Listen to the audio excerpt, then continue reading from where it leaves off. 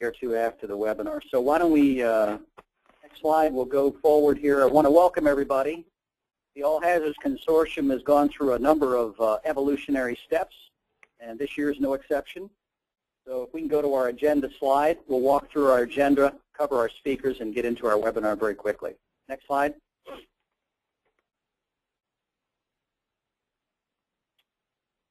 Next slide, we'll go to our agenda. For today, we're going to cover a number of bullets, a lot of information. We'll talk about our regional integrated planning updates. We'll cover some update on the projects. We'll spell out and define some of the barriers that we're looking as we integrate federal and commercial interests into regional efforts. We'll talk about our model for 2012 with our new services. What's our plan of attack for 2012? Some of our member benefits for all members, and then answer some questions. Before we start, we have a number of private sector operators, vendors, and universities on, as well as nonprofits and federal folks. So we're going to look to keep this fairly generic today. We want to welcome everybody, and we appreciate your interest in the consortium. Next slide. Our speakers today are Bob Crouch, who is a board member for the All Hazards Consortium, was a former president of the board, former Homeland Security Advisor for the Commonwealth of Virginia. Dennis Schrader is also on with us. Dennis is the chair of the consortium's Regional Executive Advisory Committee, was a former state Homeland Security Advisor and a former FEMA Deputy Administrator. Also with us today is Tim Carney. Tim Carney was one of the founding publishers for Emergency Management Magazine. He's been a partner of the consortium for quite a while, and he's got some information to provide as well, and will be working with us this year. Next slide. With that, I'd like to introduce our first speaker, Mr. Bob Crouch. Bob, I've given a little bit of your background, so I'll just turn it over to you. Thank you. Well, thank you very much, Tom, and I want to join Tom and Aneri in welcoming everyone on the webinar. Just want to provide, for those of you who are not familiar with the consortium, a little bit of its history and evolution. The consortium really grew out of an effort that began with Virginia, Maryland, and the District of Columbia. The Homeland Security advisors from those three jurisdictions in around 2005, 2006, recognizing that there really wasn't an adequate vehicle for the states to engage with the private sector and academia on a regional basis. Certainly, most folks were doing that individually, state by state, but not in an environment where they could share regional concerns that crossed jurisdictional borders. It started off as very much a forum to connect the states and the vendor community, and expanded from that core national capital region focus of DC, Virginia, and Maryland to a 8-state region from North Carolina up to New York. And that's pretty much the footprint that's existed up to this point. There have been efforts to replicate it in other parts of the country, and certainly the philosophy of the consortium and its board has been to share our lessons learned and best practices with other regions, but we have kept it with that mid-Atlantic footprint, simply out of the interest of having realistic management, so focusing on shared interest within the mid-Atlantic. That's not to say that benefits that come out of the many activities of the consortium are not extensible elsewhere in the country. Frankly, it's our desire, and particularly through the consortium's relationship with the Department of Homeland Security, to have the things that we learn and adopt shared elsewhere in the country. Throughout its evolution, it's gone from an annual forum framework to workshops that were specific to different topics, communications interoperability, catastrophic planning, transportation security, port security, cybersecurity. All of those have been among the topics of the workshops through the past several years. And now, in the past year, its most recent maturation has been the Integrated Planning Initiative, which is part of this discussion today, and you'll hear more of. Recognizing that particularly in these very difficult budget and economic times that we're all conscious of, that it's important that the consortium fill gaps that are not currently filled by government or by the private sector. And we've identified as a gap in a role that the consortium can play is that of an integrator between government and the private sector. That's very much the focus of the consortium, of its board, and of its various working groups and committees at the current time. So we welcome your participation in today's call. You'll hear more about that focus from the other speakers. And again, delighted to have you on the webinar. Thank you, Tom. Thank you, Bob.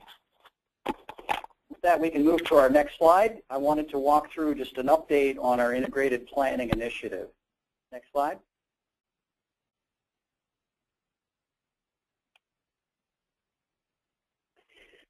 Very quickly, this initiative was adopted out of the evolution of the consortium. As Bob mentioned, we started as a collaboration model. We moved towards integration of or coordination of projects.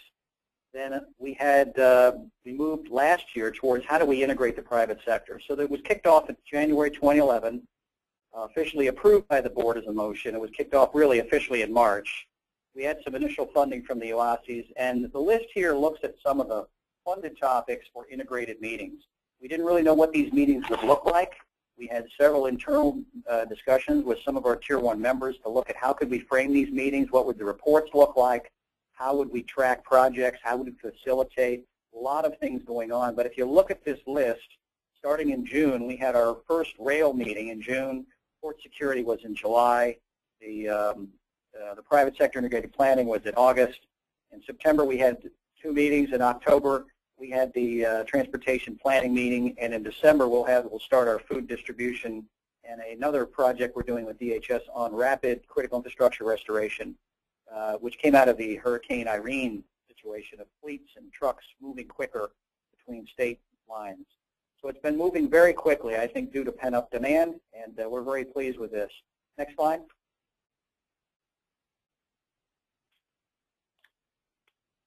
Specific results we wanted to drill into. I wanted to cover several of the projects. One, as I mentioned, the rail security discussions started in June.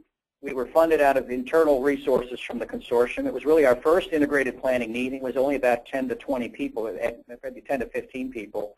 The focus was on integrating I-95 corridor rail carriers, private and public, passenger and freight. The goal was to integrate systems, develop the first project, and develop a list of future projects. The participants for this are listed on the slide, as you can see. We had a number of outcomes. I won't go through all of them, but the biggest one was getting the people to talk to one another. Out of that, New Jersey UASI put forth a regional investment justification, was circulated around the region. They funded $150,000 out of a UASI grant to start the first project. We'll go to the next slide. We started to interview the operators. We got recommendations for some of how we would set up a governance structure. And we've also identified additional funding of about $110,000, about another $300,000 from potential other UASI.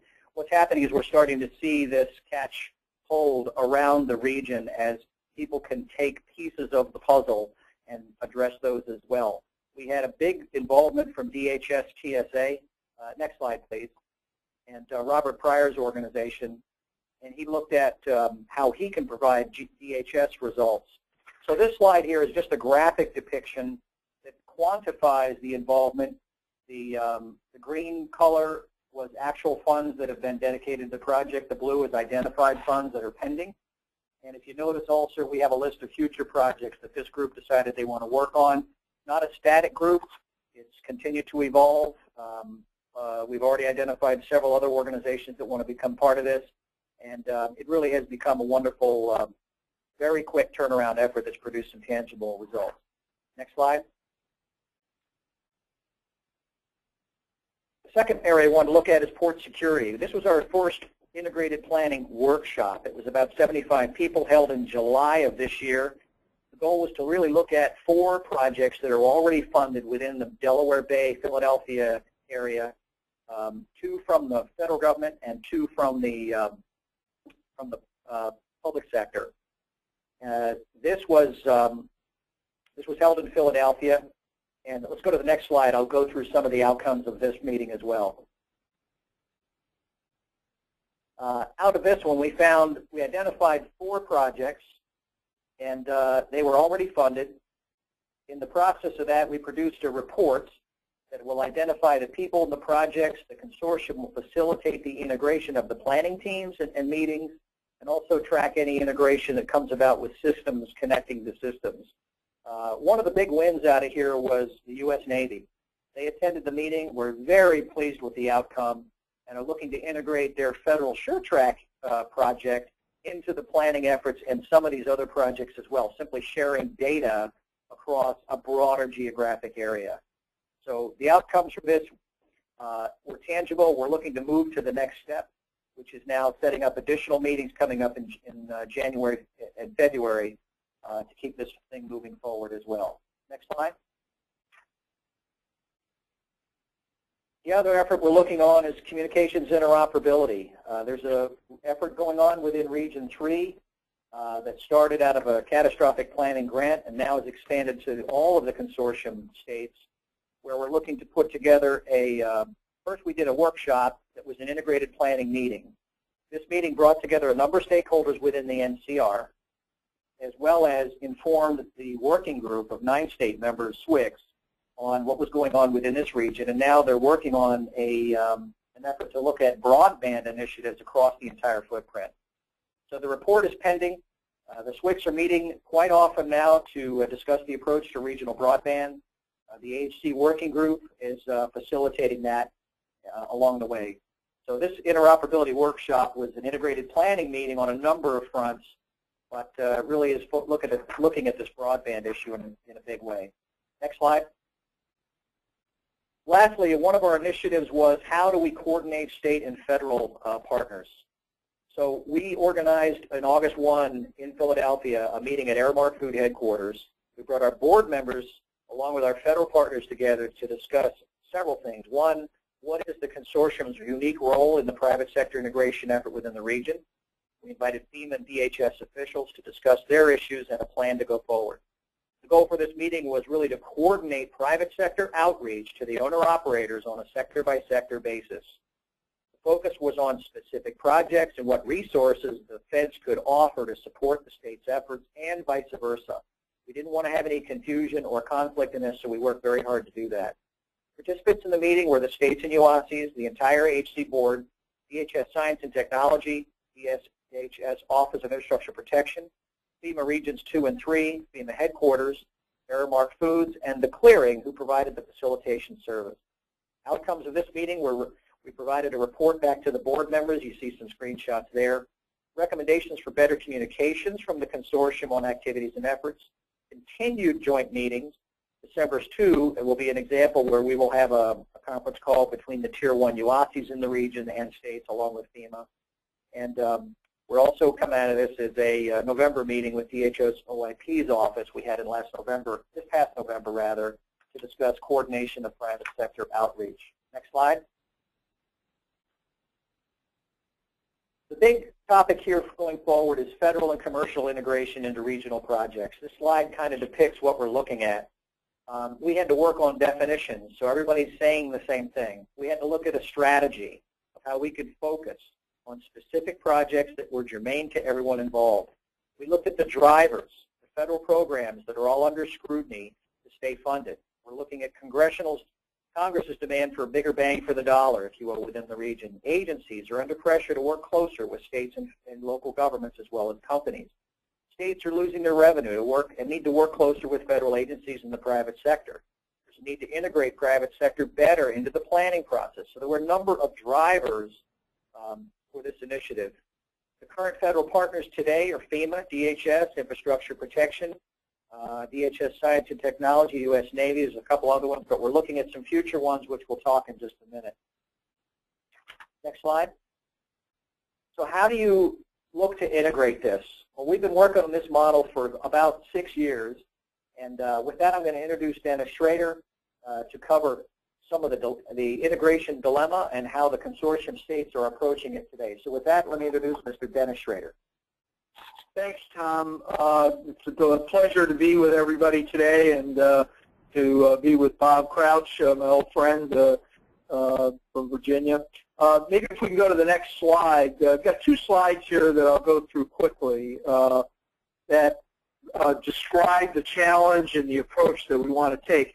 Once the board gave the mandate to begin the integration of the private sector late last year, it really required the consortium to try and analyze the system so they could understand what the task was at hand.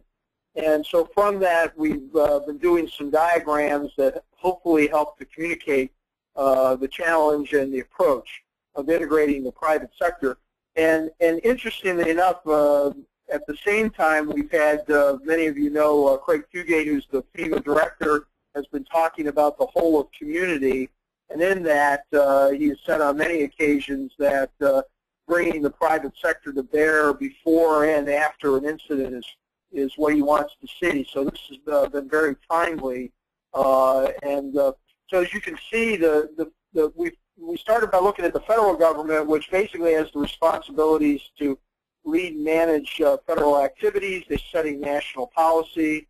They have interagency coordination, and a lot of times they create forums, and there's many, many, many forums at the federal level for getting input. But the obstacles of coordination with the private sector and state and local jurisdictions are what we call the FACA legal issues. You know, it's very difficult to work directly. And of course, there are, the federal agency coordination. There are a lot of equities between agencies and within departments that have to be worked out. And then, of course, you've got political turnover.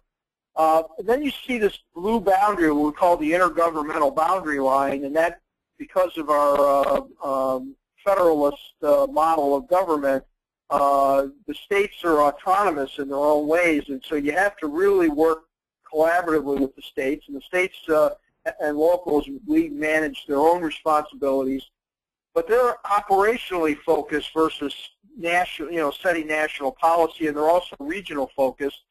The National Incident Management System is built on the notion of mutual aid, and in a truly catastrophic event, multi-state mutual aid would be really critical.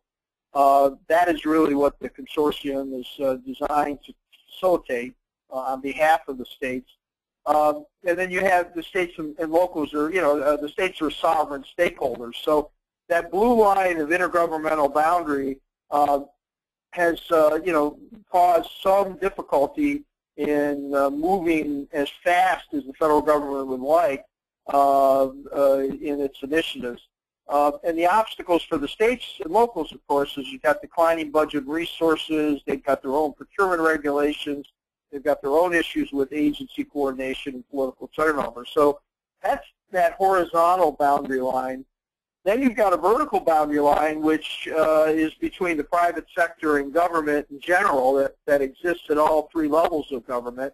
And so you've got commercial, private sector owner-operators trying to figure out how to make those boundaries work. So you've got a 2-dimensional set of boundaries here that we are trying to facilitate. Next slide.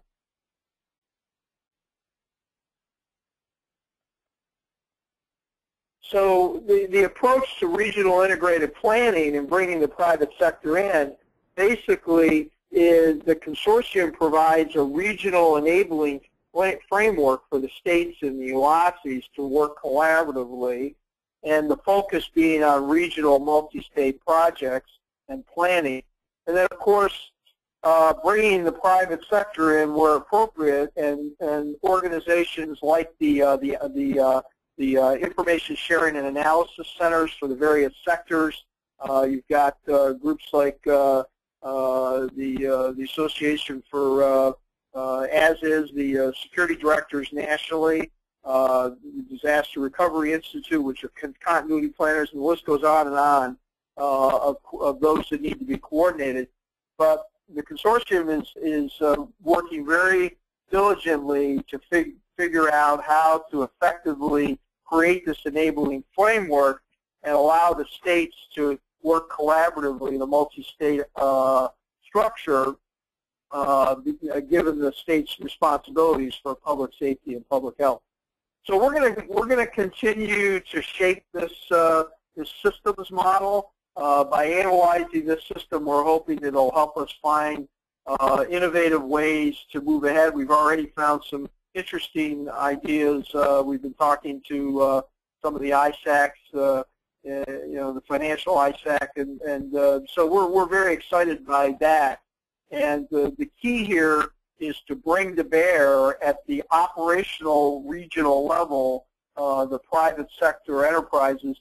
And if you're a larger company, you prefer to work on a multi-state basis, so you're not having to expend resources, in every state. Whereas, and so that's one issue. And then there's smaller companies that also are enabled by this, where they may only have a local or one state operation. So it accommodates both in the framework. So, Tom, I'll turn it back to you to continue on to the next topic. Very good. Thank you. Thank you, Dennis. Next slide. I'd like to introduce Mr. Tim Carney. Tim is Tim is the founding publisher of Emergency Management Magazine. Tim and I have known each other for a long time, and he's working with now the board and the consortium to help, if you will, with the communication side of this really important initiative as we go forward. So with that, I'll introduce Mr. Tim Carney. Tim? Thanks, Tom. I really wanted to be involved with the All Hazards Consortium for a long time, and really this is a terrific time for me to get engaged, because what I've seen, I've had the opportunity to travel all over the country, and I've met with emergency management leadership in all the regions. Went out and did roundtables in Los Angeles and San Francisco and down in Texas and Miami-Dade. And what was apparent to me was the model that's being developed by the All Hazards Consortium is far ahead of what's being done in terms of bringing together all of the stakeholders that really need to be collaborating and cooperating, and helping them figure out how to leverage each other's investments and how to make the right kinds of decisions that are going to benefit everyone. And so as the consortium is now evolving, what's apparent to me is that, if we can go on to the next slide, what has been done by the consortium bringing together the regional planning initiative or projects that they're doing is that they've brought together some of the stakeholders that have not always been at the table, particularly bringing in active participation from program managers and other key stakeholders at the federal level that need to have their programs connect with what's being done at the state, county, and local level, but also with the realization that most of the critical infrastructure that we're concerned with is owned by the private sector. And until we figured out a way to bring the private sector owner-operators of critical infrastructure to the table, we weren't really going to have really effective and actionable plans to help mitigate circumstances and to build the systems in advance and to have the relationships. And what I believe that the All Hazards Consortium has done better than any other region of the country is they brought together all the stakeholders that you see on this chart, from the various federal agencies to the states, and the states play a key role in terms of being involved both with the decision making and with the funding, and the UASIs in the region. but also bringing to the table the owner-operators of critical infrastructure segments such as ports, power, food and distribution, rail, and other areas, as well as the integrators and vendors that are involved in bringing solutions that are needed to really make all of this activity possible and to have solutions that are going to work for all of us. So we can move on to the next slide. One of the things that's really important to this is that you can have lots of nice discussion, but until you bring together stakeholders that are funded and are looking for ways to invest and are actually turning those into programs, you really don't have much that's going on. And what's been great about what the consortium has done is they've gotten the active participation of program managers from various federal programs as well as state programs and UASI programs and other levels. And I'm not going to go through all this because you're all going to get a copy of the slides, but you can see that they've identified funded programs just in one area. And if we go to the next slide, you take a look at who's at the table in this thing, and what you've got are the All Hazards Consortium member states. And if you look at the amount of grants that they are given, and that is money that's available to drive the programs and initiatives that are going to take part, you can see that there's significant investment opportunity here. And then if we look at the Urban Area Security Initiative regions that are involved in the All Hazards Consortium on the next slide, you have the National Capital Region, New York City, Newark area, Philadelphia. You can see these also have large amounts of money that are going to have to be invested in programs, and the kind of programs that are collaboratively being developed through the consortium's efforts together with all these various stakeholders is what's going to drive a lot of this. And if we look at the next slide, well, what we're looking at are what are the targeted federal programs that the consortium is looking to work with. You're going to see that they're looking to expand their efforts to connect with agencies such as Coast Guard and the Corps of Engineers, Department of Justice, and others that will really bring more and more program managers, stakeholders, and decision makers to the table as part of these regional planning initiatives. But what really is bringing the feds to the table, if we go to the next slide, is the one thing that now has become the new doctrine for the feds. And the new doctrine for the feds is the only way that we're ever going to get real homeland security and emergency response capability is to bring to the table the owners of the private sector critical infrastructure. Because 80% of what we're concerned about protecting is in the hands of private sector owner-operators. So bringing energy power to the table, water, transportation, food and agriculture, telecommunications, and all these other segments is critical, because without this step, and this is what's been missing up to this time, and it's what's missing around the rest of the country.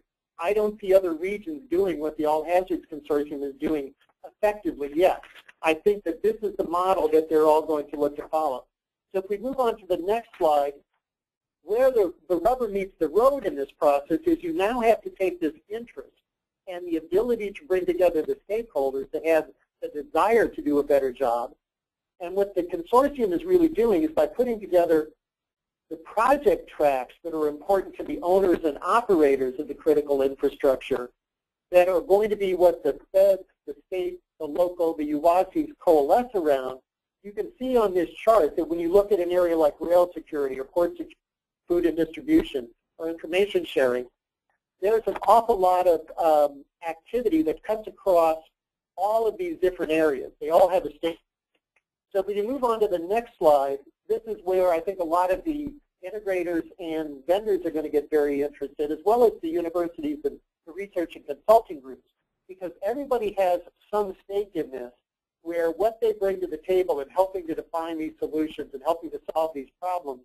When you look at areas such as video surveillance or software integration or consulting or transportation management or situational awareness, all of these things are cutting across the needs of all these different segments. And what the regional planning process that the consortium is doing is actually facilitating bringing the stakeholders that want to solve these problems, own the infrastructure, together with the federal and public sector program managers that have money to invest, have already been developing solutions, but need to have these things leveraged by the states, by the counties, by the localities, but also by the private sector owner-operators. So, Tom, what I'm going to do at this point is turn this back over to you to take a look at at this new business model that is going to make this possible for people to get engaged in. Next slide. Thank you, Tim. Next slide. We'll go into our new business model for the state. Very quickly, this is all based on integrated planning meetings and recommendations from private sector owner-operators. As a result, the AHC is going to be moving into this service model to enhance what it's been doing for 2012. Services to the public sector we'll talk about on the next slide have really been developed over the last 5 years. We've been doing this for government on a number of fronts for multi-state grants, research transition, and private sector outreach. We'll talk about the services to the vendor community and also the research community, and then we'll talk about some of the services that are new, which we're going to be looking at the infrastructure owner and operator. These are very exciting and very tangible types of services that we're looking to move in, really designed to help business continuity operations and integrate the planning efforts with the state. So let me break these three down real quick on the following 3 slides. Next slide, please. Some of the guidelines the board put forth is new services will not compete with other organizations. This is very important. If someone else is doing it or does it better, the states are not going to take that on. And of course, any service we move to or offer our members will be have to complement capacity-driven initiatives. So, what are some examples of this? Anything that can help share information better, communicate and collaborate together before, during, and after an event. Integrate the planning efforts where applicable. Contacting each other at any time. Survive personal turnover due to changes in government or industry. The problem facing the region is turnover of people. Improve their ongoing resiliency and business continuity efforts, and allow private sector to fund a larger portion, if you will, of some of the activities that they've been asking to do, but there's no mechanism to do that. And these are things that support their corporate planning, their operations, and their risk management efforts. Integrated planning services. Those would be integration meetings that we will talk about in a few minutes. Reports from these meetings, contact directories, tracking and planning project integration results. Under development now are some information services like sector reports. This is very important. Government needs to know who's who in the power sector or in the telecom sector. These are things we'll work with some of our partners to develop. Regional contact directories, scanning before people invest to scan what's already been done in that area. That's a big thing the board wants to look at, is don't spend money before we look at who else has done something at federal level, state, local level, university level, and corporate level. Very important thing we're going to be looking to do this year. And also communicating better through a quarterly newsletter, information newsletter. So, and we'll have sponsor services, which we'll talk about in a minute, where as we support this initiative, we'll have opportunities for private sector, public sector, or our academia to sponsor some of these events. Next slide.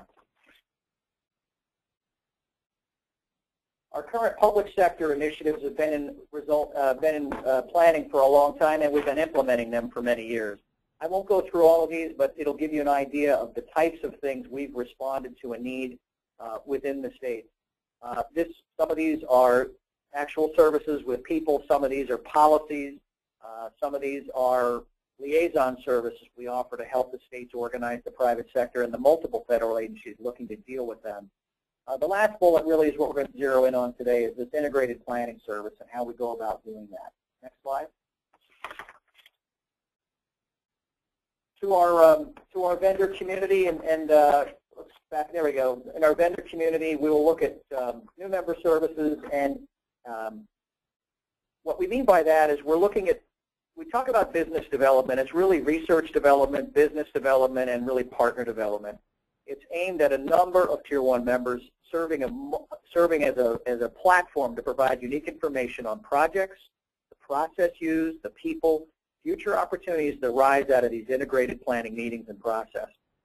Information services. Under development now, these services will be designed to provide more information and intelligence on specific markets, business opportunities, customers, partner development, along with branding and positioning within the integrated planning meeting model based on selected levels of participation. Integrated systems and planning support services. What does that mean? These are services we'll be designing with our owner-operators designed to support planning and systems integration efforts on key regional topics like emergency food distribution, regional rail security, port security, transportation integration, and several others. Members will have the opportunity to sponsor meetings and gain face-to-face access if they so choose to participate with program managers, federal sponsors, contractors, owner-operators in the states.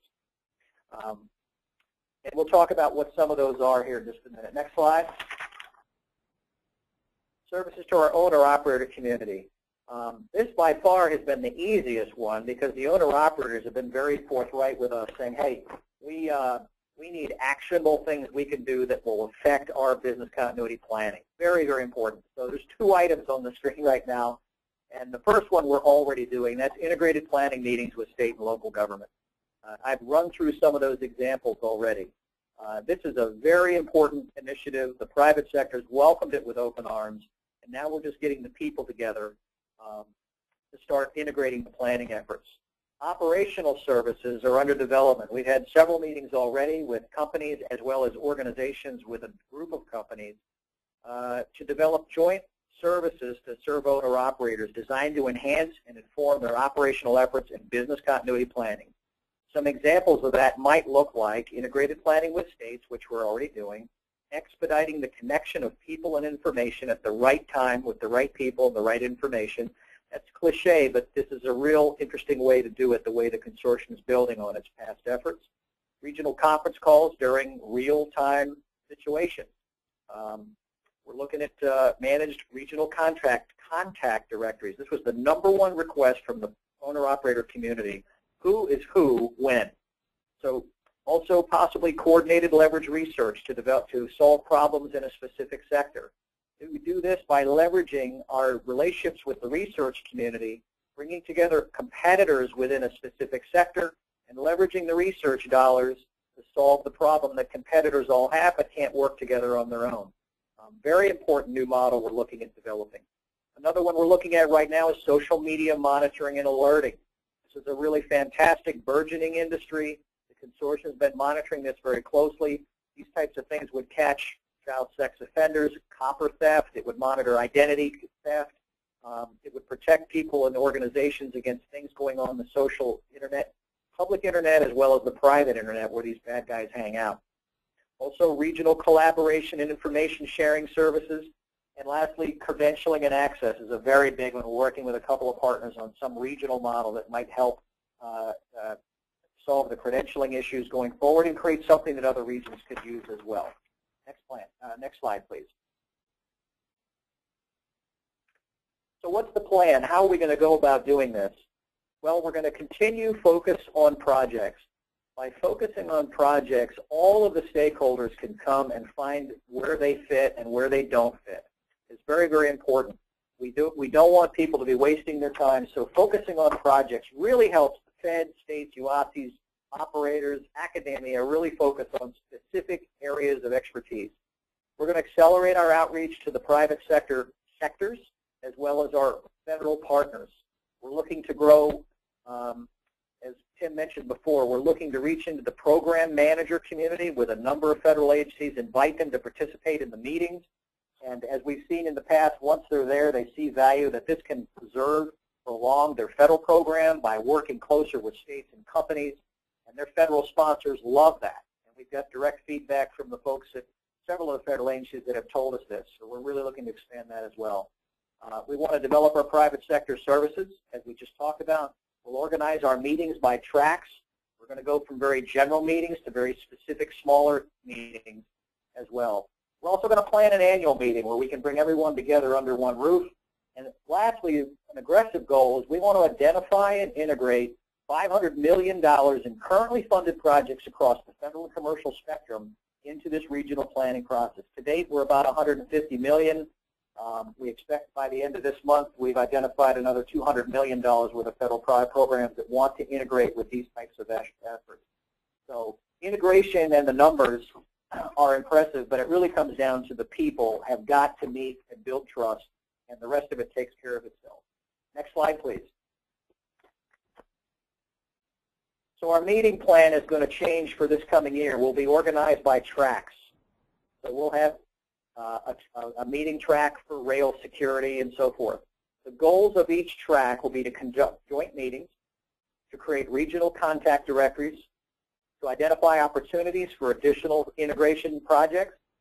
We want to provide outreach for funding sources and partners. We want to establish regional governance, which we've already had in place for 5 years, and the consortium is going to track that process of people and projects and integration. So we've got very tangible goals that our board has set before us, and we want to culminate this in an annual meeting. Next slide. So if you look at the whole year at a glance, what you'll see is several tracks running independently with their own owner-operators, their own company, federal and state folks that are interested in that track. We'll bring them together at the end of the year to show summary. Our annual meeting, we're looking at we would invite in congressional legislators, federal, state, and local leadership, and corporate leadership. Talk about here's what we've done for the past year, and here's our next year. And we'll have a number of other integrated planning meetings at this annual event. We're not sure of the time frame of that, July, maybe in the fall of next year. We're planning that now. Next slide. So we wanted to focus for a minute on, we spent a lot of time developing a member model that will support this. And I've asked him to cover some of this. He's put a lot of this together. So we wanted to look at membership in the consortium, how it might benefit different organizations. This doesn't relate to you directly. You'll have this information to forward on to people who might have an interest but don't know how to plug in. So Tim, let me have you take it from here. Thanks, Tom. When I started talking with Tom about this, what became apparent to me is that what the consortium has done is they've created a very unique new model that has never really existed before. That's really probably one of the best business development platforms. And if we could go on to the next slide, when I talk about a business development platform, what I mean by that is this is an engine by which whoever you are as a stakeholder, whether you're an integrator, whether you're a product vendor, whether you're a federal agency, whether you're a private owner-operator, whether you're in the academic world, you've got some stake in this where you've got potential partners or potential customers that you want to engage with that may be difficult for you to understand or reach on your own. And what the consortium is in a great position of is that they've brought together all of these stakeholders that all have an interest in seeing this go forward, and they're sharing information. And in the process of doing that, what that does in this business development platform is it gives you the opportunity to access market intelligence, business intelligence, customer intelligence, partner development, branding and positioning, face-to-face access, and then sponsored services we'll talk about. So if we could go on to the next slide. When I talk about market intelligence, one of the things that we all want to know is where is this region, where is the market heading? What changes are affecting that are going to impact your business, going to impact this region, and how can the consortium help to create new initiatives or bring together these initiatives that were occurring independently so that they work better and we can leverage this investment for everybody's benefit. So next slide. So if you look at this from the realm of business intelligence, a lot of the vendors, whether they're integrators or product vendors, for example, they're going to ask the question, what segments are going to offer us the greatest return on investment for our time and effort? What is it, ports or power or rail? Well, by participating in these programs, you're going to know this because you're going to see who's putting up money, what they're investing in, and also this is a great opportunity for researchers to come in and understand these players and understand their agendas and turn that into research programs and projects that will benefit this whole community. So if we go on to the next slide, where the rubber meets the road is what everybody wants to know is, okay, what projects are being developed and who's running them and how will they be funded? The consortium is in this tremendous position that they're already capturing all this data, and by holding the regional planning initiatives, this is going to be available to you by participating in these things. Next slide. One of the important things in operating in this segment is understanding the customer. Whether you're an academic, whether you're an integrator, whether you're a product company, you want to know, okay, who are these decision makers? What are their agendas? Who should we target? How will they decide? Who has the funding? By participating in these initiatives and by participating in the consortium, you have access to all this data, but more importantly, you see them operating and talking together and understanding how they work together, and that makes it easier for you to do what you need to do. So if we can go on to the next slide. Part of what's really valuable in this whole thing is what the consortium is also doing is they are collecting key contact information on everybody who has a stake in this, whether they're private owner-operators, whether they're feds, whether they're state or local emergency managers, you know, who's at the table, what are their agendas, and how will you contact them. The membership will have access to this information. Next slide. So also what we want to look at is that this is a platform for great partner development. Regardless of who you are, you need partners to get done what you want to get done, whether it's win business or whether it's solve your problem. So if you look at this, you're going to have all these potential partners at the table. You know, and you'll also understand who's best positioned to win, what role should you play, and also who do you know there. You'll be seen as a trusted partner participating with them.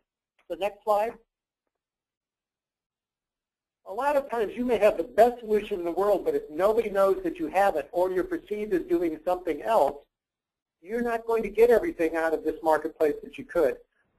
One of the things that we're developing are these new communication products, whether they're regional newsletters or online platforms or other things, and our members will have the opportunity to brand themselves and position themselves for their core competencies and what value they create for this audience through these mechanisms. So next slide. Really key to this whole thing, and what most people ask about first is, okay, can we meet these stakeholders? Well, what the consortium is doing by having both the regional planning meetings and the annual meeting is giving you face-to-face access on neutral grounds where you can meet buyers and partners. You meet as a trusted partner, not at a bidders conference as one of the 25 guys in the room. You get to meet all the key stakeholders, but most importantly, you get to help shape the conversation and help shape the solution. Next slide. What the All Hazards Consortium is going to do is to create a whole new set of sponsor services, which include participation in integrated systems and planning meetings for your track. And you may want to do multiple tracks, or you may be focused in just one area. But also the opportunity to have meeting strategy sessions to discuss your particular issues and agendas and your solution, and find the best opportunities for those by working with the All Hazards Consortium staff. And in addition to that, access to other meeting experts or subject matter experts and other members of the consortium that might be able to benefit you. So with that, I'm going to turn it back over to Tom. Great. Thank you, Tim. Next slide, please.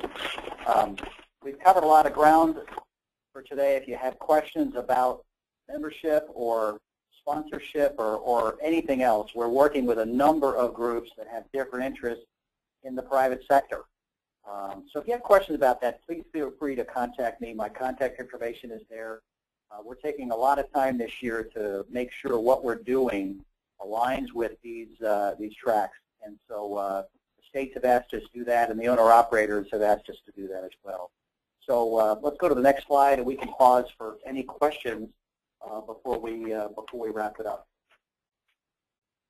If you have questions, I'd encourage you to you can raise your hand if you have the ability to do so, or you can type questions in the text box. Neri, I don't know if we have some already from the floor, but or from the panel, we can go ahead and put those forward if we do. Okay. I'd like to thank the presenters for a job well done. They gave you a lot of useful information, so don't be shy. Go ahead and ask your questions. I see we do have one. One question says, how does one become involved in one or more of the integrated planning working groups or meetings?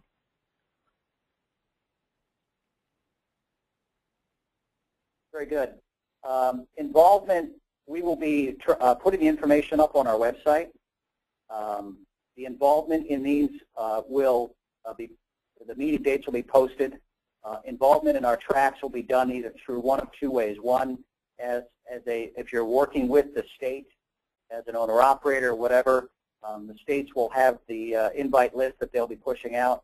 Or if you're a member or an event sponsor, you can participate in that as well, depending on your depending on the selection that you're looking at doing. So the big thing is we want to involve people by track, not as a general audience. We will have organizations that will be involved in multiple tracks. We're working with the power sector and the shipping transportation sector, and they're very interested in several, in attending and being part of that as well. So we will have that information posted on our website. You can follow it there, or you can feel free to contact me at the information that was on the screen. Are there any other questions? Yes, there's one more. It says, I see this is titled Mid-Atlantic All Hazards Consortium. Will there be one for New England? Thank you, Neri. Yes, the New England area is already mobilizing. The consortium has supported that already. A couple of our board members have attended some meetings up there. We're working with DHS Office of Infrastructure Protection. There are several efforts going on in New England and other regions. Some are private sector driven, some are academic driven, some are state driven. And they'll have to sort those out within their regions. But yes, New England is mobilizing on both the government front as well as the private sector front. And we're supporting that in any way we can. Any other questions? I don't see any other questions at this time. I did see one that popped up earlier, which was, would the AHC be doing a special webinar for owner-operators? That that's something that you got under consideration? Yes, it's a great point. We are putting together a similar webinar just for our owner-operator community. One, they are looking at more of an operations tone to this. We want to focus in on that. They're looking at business continuity service and involvement, not business development, if you will. So yes, we'll be holding another webinar shortly just for our owner-operator community.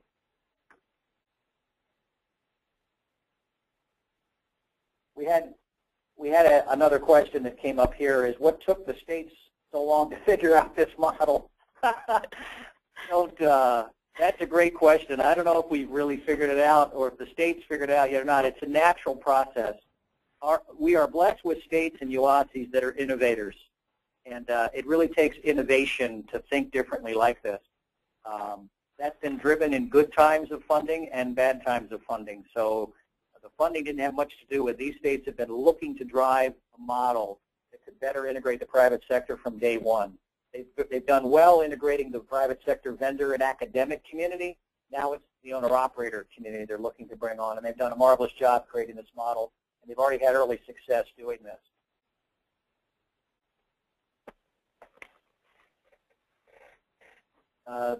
There's another question here: how can academia benefit from the consortium's efforts? The consortium is really a requirements development pool, and many of our universities attend our meetings, find requirements, take those back to DHS S&T or US DOT or US Department of Energy, and use those requirements to have research funded. We've had a number of examples of how that's happened. We stopped counting when it was over a couple $1 million, but it's a very important thing. The consortium is really the states, and they provide the requirements that academia can help solve some of those problems. It's a wonderful mix, and it allows the consortium to really be a lever for universities that understand how to do it to drive further research. Now we're looking to connect that research to the private sector and help some of that transition efforts as well. The panelist has another question.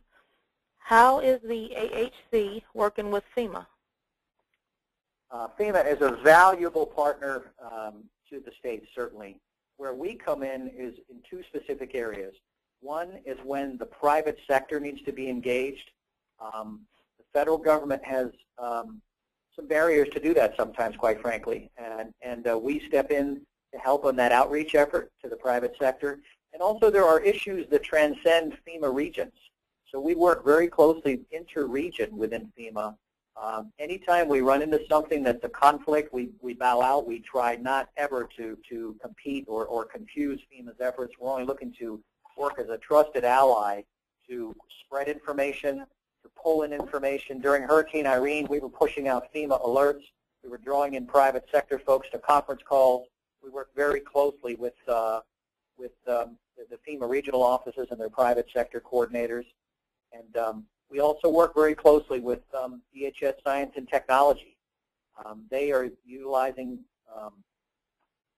some research that they've been developing to now integrate private and public sector systems, or finding systems already in place in the private sector that they can fund to take on a new requirement.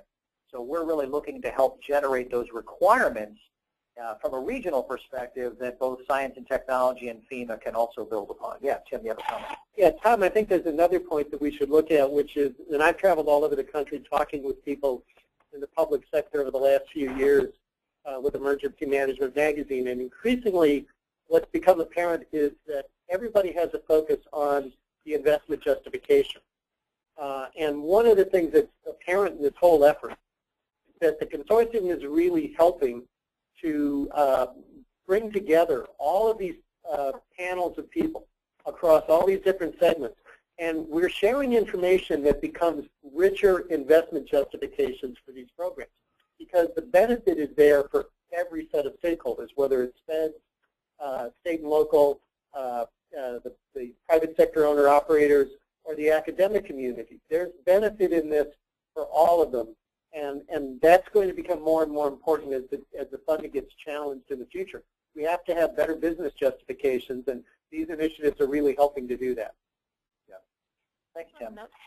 And Eric, if we could back up one slide, please, to where we have the contact information before we wrap up. I think we have. I think we don't have any other questions. I don't see any in the panel here. Again, we want to thank you all for attending. And if you do have questions, please feel to send us an email, give us a call, and